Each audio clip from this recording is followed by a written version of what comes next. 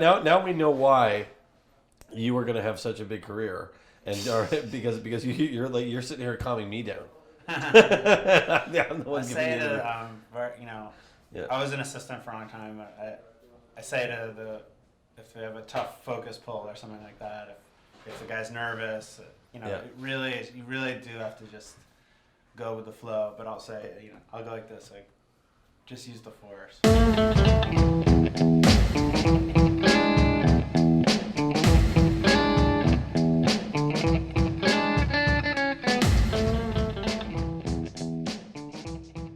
Welcome back to Craft Truck.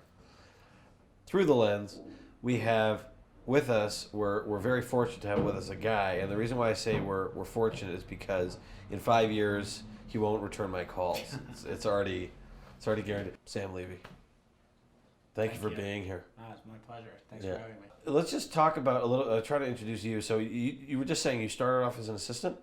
I started my first job as an intern at a commercial production company. Yeah. Then I became a PA. I was like a full-time PA for about almost 2 years. Then I was a camera assistant. Did you know you wanted to be a DP? I did. Yeah. From this big or?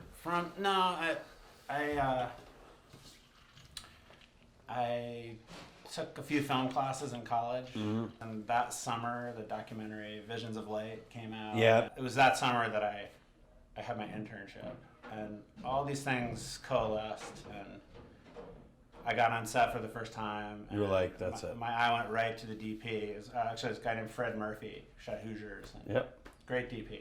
Yeah. But so that was the first working DP I ever saw on a real set. First time I really set foot on a set. It was it was a commercial, and it was Fred Murphy. Yeah. And my eye went right there, and then after that I was like, okay, well that's like there's a lot of layers between where I'm standing, where that guy's standing, and then I saw it was the second AC running around, taping things. And just handing off lenses and handing mags to the first AC, and then I thought, I think I could do that. And then I kind of forced myself on those guys. Luckily, they were understaffed. They had three 35mm cameras rolling simultaneously. What picture was it that you were? It was like a commercial, American Express commercial. I ended up running mags for them because they were understaffed. They had, two assistants for three. A couple of first ACs, one second AC, and one loader, and they were swamped. Did you open any mags and flash any film and I not tell anyone? I never did that, but I was like, luckily, I'm kind of a big guy, and so they're like, okay, you can hump cases. I'd say my camera life started then.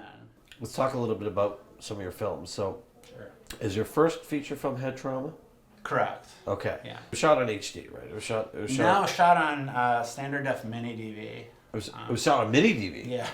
Well, that's an even bigger kudos to you because you really can't tell when you watch it. It looks like it was an HD shot film, but you're basically working with a very compressed story, a very small location, everything like that, and you're trying to build this mood with all, and this I don't know if it was conscious, but this use of green throughout the movie, this constant use of the color green. I had a lot of fun doing that one.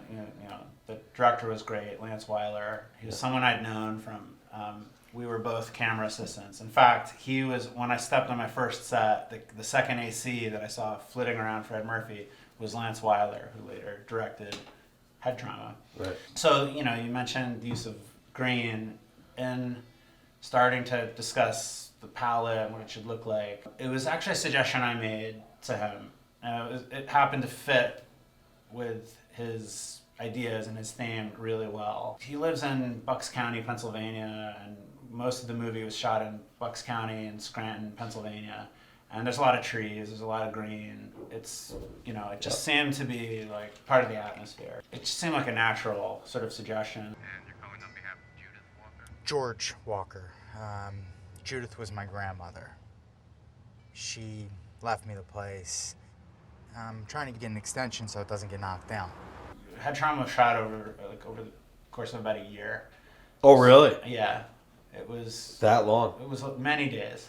So it's just like days. we'd pick up a day on Sunday, and the next Sunday we'd shoot again. We had like 2 big chunks of principal photography, and then And are you living in LA at this point, or in New York? in New York. Yeah, so Right, I would so you drive. would drive up there. I would drive down to Pennsylvania, about 3 hours, and we do these 4-day weekend. There's a scene where he puts up a tent in the In the house. interior. It's all done sort of with available light, but it's very manipulated. We couldn't afford a show card on the movie, so we took apart a lot of boxes and we painted them black, and we put them up over windows, and I would put them up over windows and then open half of them to allow in Oh, light. really? All the walls were white but decaying in this beautiful way, and so as the sun would change throughout the day, I'd either put them up or take them down. I just have a fond memory of working that way. It was the first experience I had with how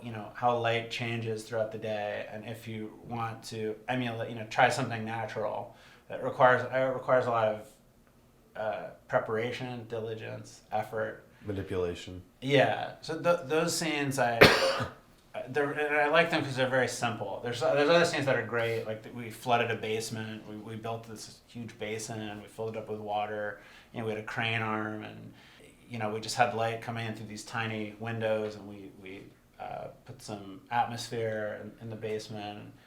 There's a lot of low light stuff that I was experimenting with, and there's a great scene where George is walking around with a flashlight, and all we used was the flashlight. And because it was bouncing off of white walls, it would kind of reflect back onto him or in the room. It was my first one, but I was aware that people need to be engaged and care about this character, and I also, Lance wanted to scare people.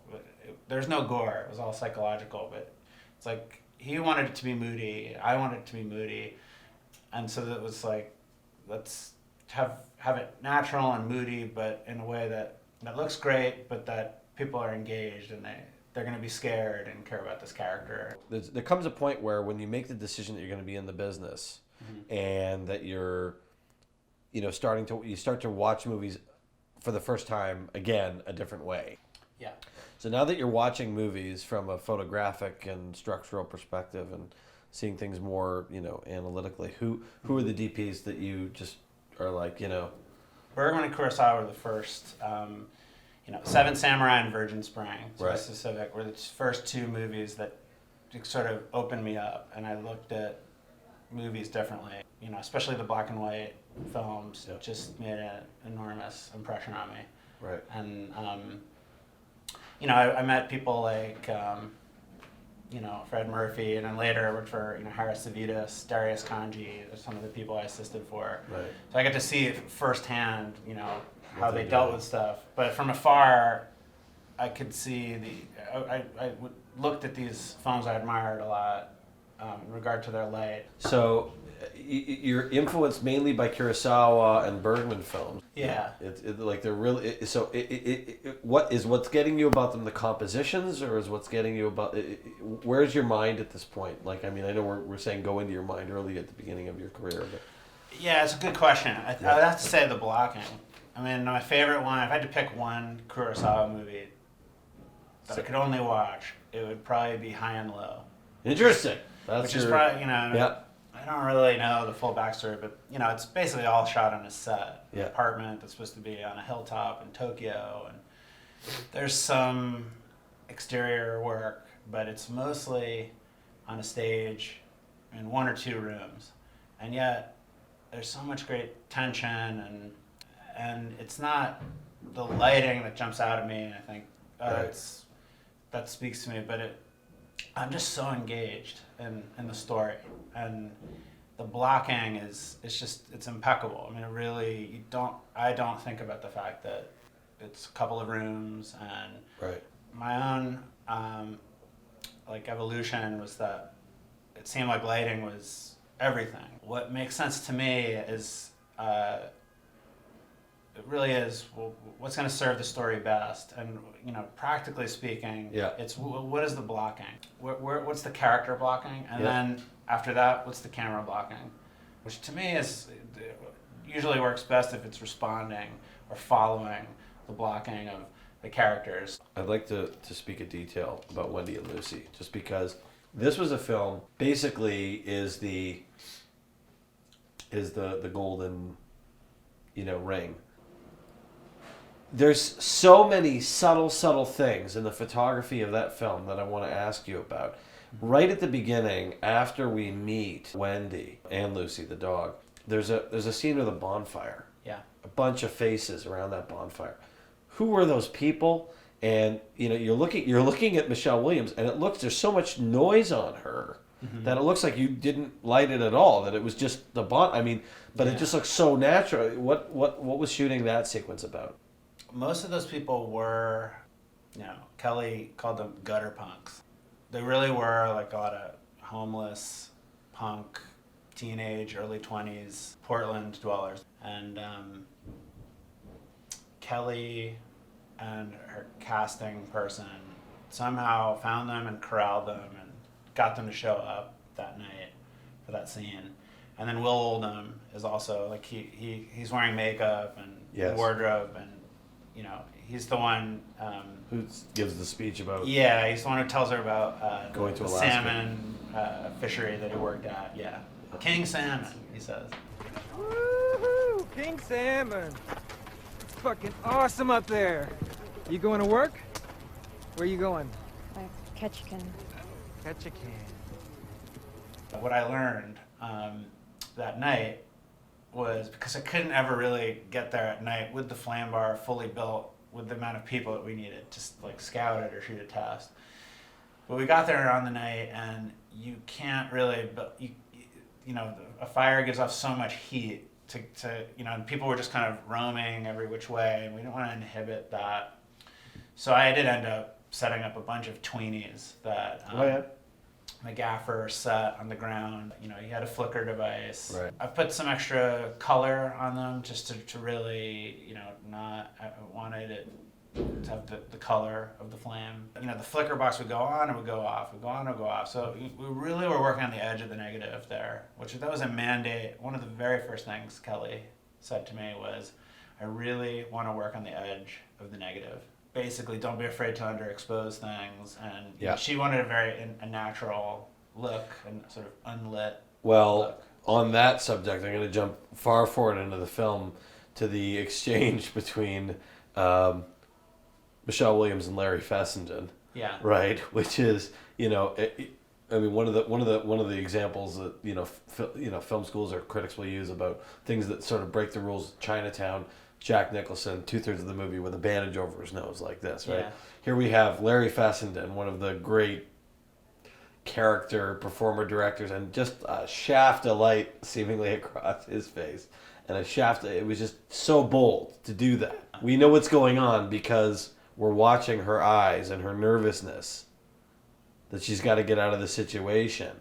That scene was very planned. We found that area, which earlier, before the scene you're talking about, the Wendy character, camps out there for the night. At night, there's no light there to speak of, none to speak of. Right. So it is black. So, right. There's just nothing. So we have to see her somehow. Are we saying that there's like a street lamp nearby? Is that what's lighting her? What's the motivation? Or is she being lit by moonlight? Ultimately, we decided street lamps, sodium vapor street lamps. She's near something. That's better for the story. It'll look better. It'll be less distracting. You'll be more engaged. And it was just a feeling. There's no way to know if it's gonna work or not. Right. In that case, there'll be a big source coming from behind them. That's basically like it's a backlight on Larry Fessenden, and it gives him some shape. And then I actually did have a light that was filling him, but it was like we just need just enough so he's not, totally black. You treat me like trash, like I ain't got no rights. I mean, they can smell the weakness on you. There's also this gorgeous dolly shot when she's looking for the dog inside the pound, going across all these dogs, and then you cut to a reverse of her just sort of walking to her POV against the wall. You know, you talk about blocking. I mean, how much of the movie? I mean, this is a blocking movie. This is all about where she goes and what she does next. Yeah. Right? Was it just a lot of planning and trying to figure out, you know, what the best way to tell the story, you know, what the next thing was? It's a story told very visually, meaning there's not a lot of dialogue. Yeah. There are a few scenes where Wendy talks to the security guard or the mechanic, but on the whole, she's moving around. She loses her car and she has to walk. The blocking was very straightforward most of the time. I mean, Kelly always knew exactly where Wendy should move, so that made it very simple. Was it inspirational for you to work with, again, like I was intuiting that Michelle Williams gave her all to this, but you can see it in the performance, you know. Was it inspirational to be around an actor giving that much to a low budget film? Oh, yeah. She's wonderful, so professional. A great example to me, the best example I could give is there's this sequence of her running through the streets of Portland at night. And we shot that late at night. All of us were tired. We were all, you know, in a minivan. Kelly, myself, the first assistant, our producer AD was driving. He was driving / operating the dolly because the minivan was being used as a dolly. And we shot for hours. And she just ran and ran and ran and ran and ran and ran.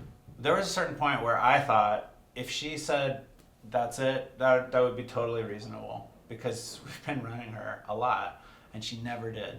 It's a great movie. Let's talk a little bit about The Romantics. It's a film it's a very totally different film, almost like a new version of The Big Chill. A lot of stars doing an independent movie, and it all takes place basically at one location over a period of, you know, dusk to evening to the next day.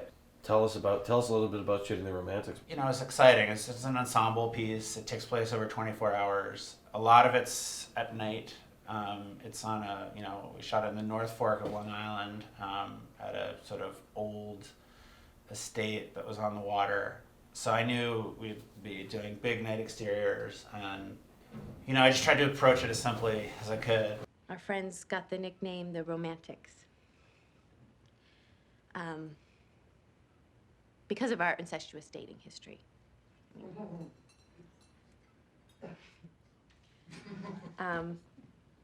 We were just in love with each other, because that's what friends do. They fall in love with each other. Bigger project than I'd done at that point, but it was still, the budget was still, you know, not huge. So, right. You know, we could afford one 20K and one Condor at night. So It was good. It was a good limitation to have. Yeah. You know, the film was just fast enough that we could handle, you know, sometimes they'd be running over an enormous area of lawn, and they'd be running around, and we'd be saying 360 degrees. There's one shot in particular when the group comes back from a rehearsal dinner. You know, the shot is lit by 120K on a big Condor that's raking across all of them. Yeah. And that's a moment that I like a lot. You know, it's you know, mostly a single source. I mean, we had some fill on them. We had a muslin ball on a pole that we were walking along with them just to give us something. There's one other shot I want to talk about. Diana Agron goes and looks at the dress, and she's alone in the room, and there's this stunning look to it. It's almost like out of a painting or something. Anything that takes place in the attic, including that scene, the first part where they walk up the stairs is a real attic in the estate we shot on. But then when they go around the corner, when Diana holds the dress, that part's on a stage. And we had a big 20 by 20 unbleached muslin frame. Yeah. That was the ceiling. And then we pushed tungsten light through that. So there's this brassy glow.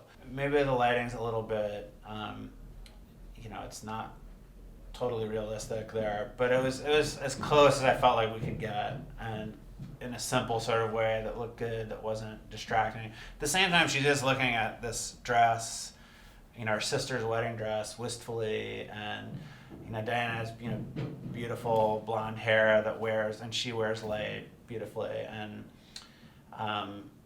it sort of made a certain sense, you know. So it's like tried to take as much glamour, you know, unreality out of it as possible. Thank you for joining us. Oh, thank you. This is Thanks for awesome. having me. Sam Levy. Watch the stars rise around this man.